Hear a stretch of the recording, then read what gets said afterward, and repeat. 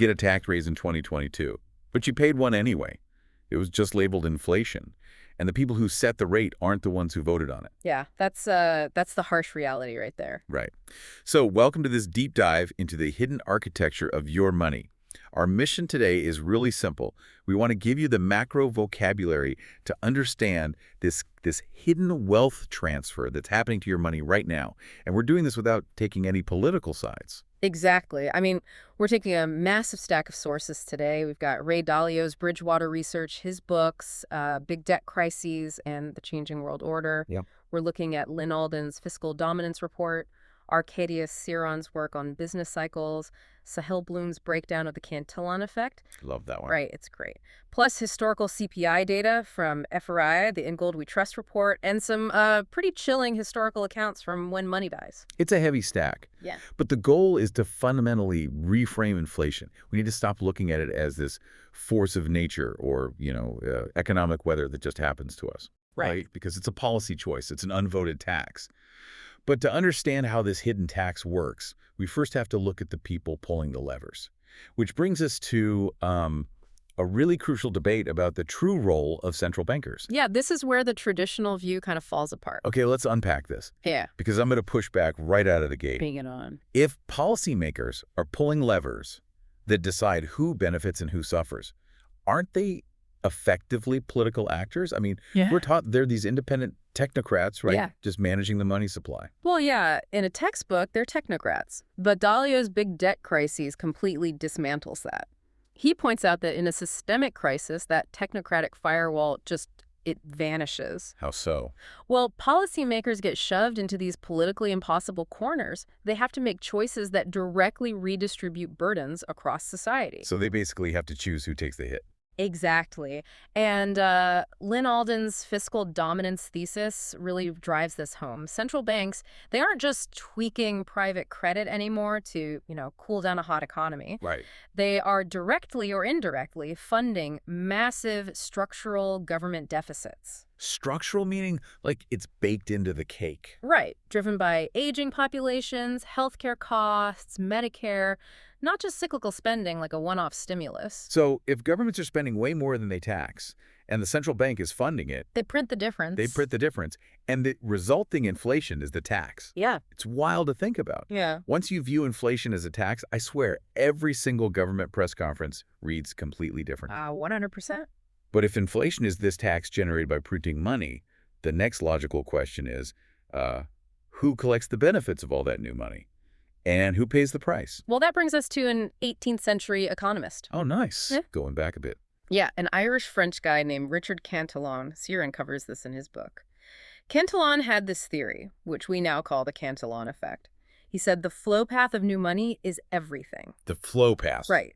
Those closest to the source of the new money, they benefit first, and they benefit the most handsomely. Okay, so think of it like, for you listening, think of it like a VIP line at a club.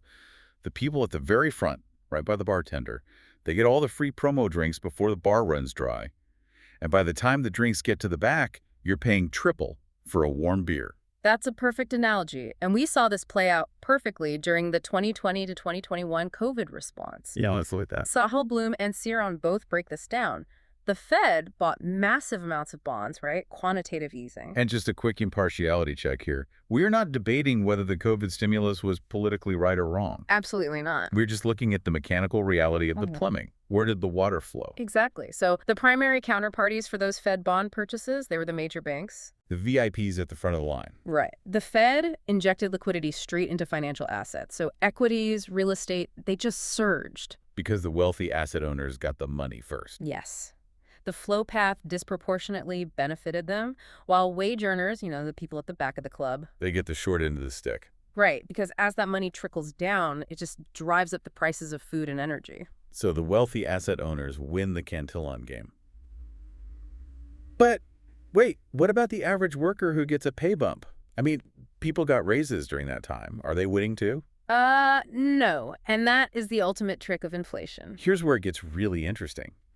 You can earn more money on paper, but actually get poorer. Yeah, it's the illusion of wealth. Let's look at the real versus nominal wages.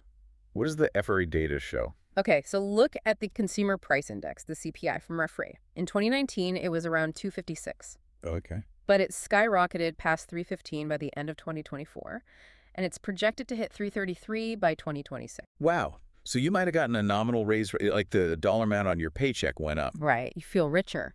but the actual cost of living outpaced it. Exactly. Bridgewater explains this brilliantly. It's the difference between price and intrinsic value. Give me an example. Well, look at Weimar Germany. The historical accounts are terrifying. Ooh. Summer of 1921, German workers demanded, and actually won, large nominal wage gains. Because of the inflation. Right, the wage cost spiral, they got huge raises.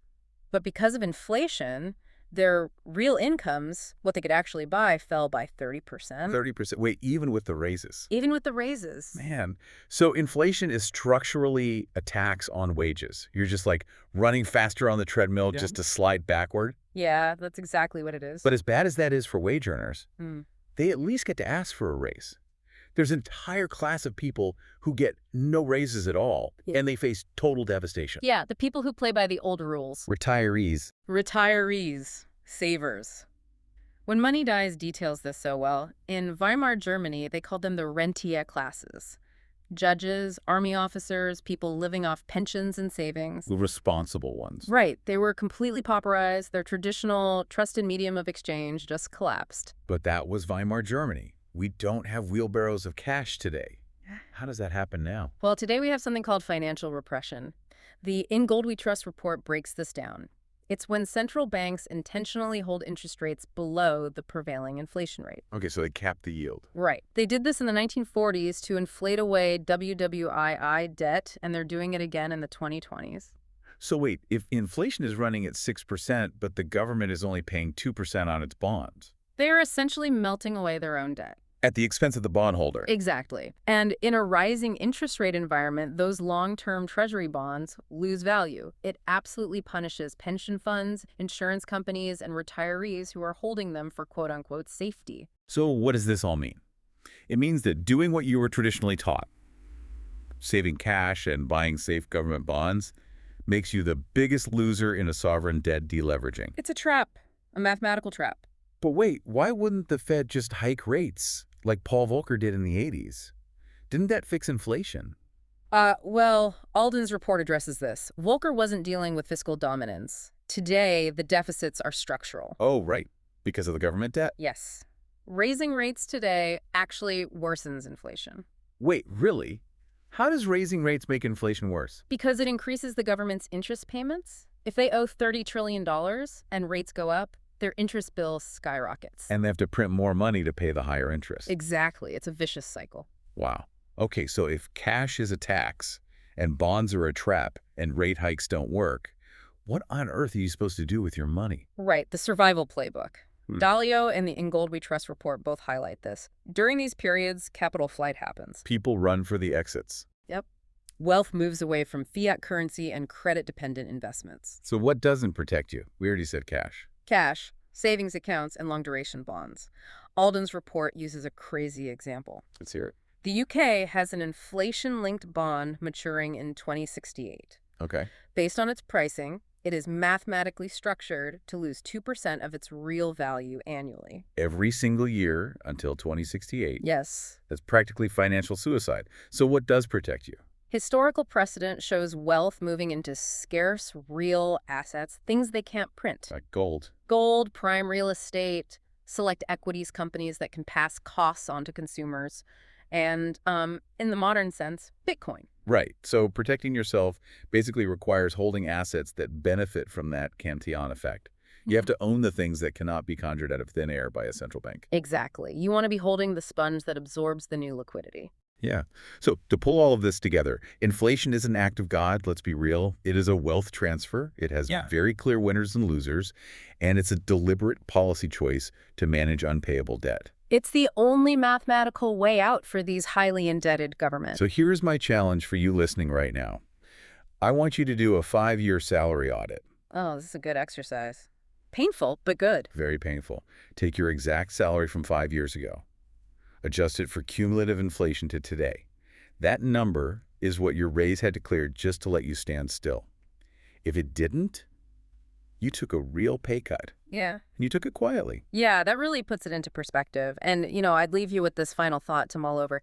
If inflation is essentially the system's way of defaulting on the promises of the past without officially admitting it, we have to ask ourselves, are we constantly cannibalizing our future purchasing power just to pay for yesterday's debts? Man, that is a heavy question to end on, but a necessary one. Well, next time, we're tackling debt cycles. We'll explore why the entire global economy moves in these massive 75-year waves, Exactly where we sit in the current One All Explained in Plain English. We'll see you then.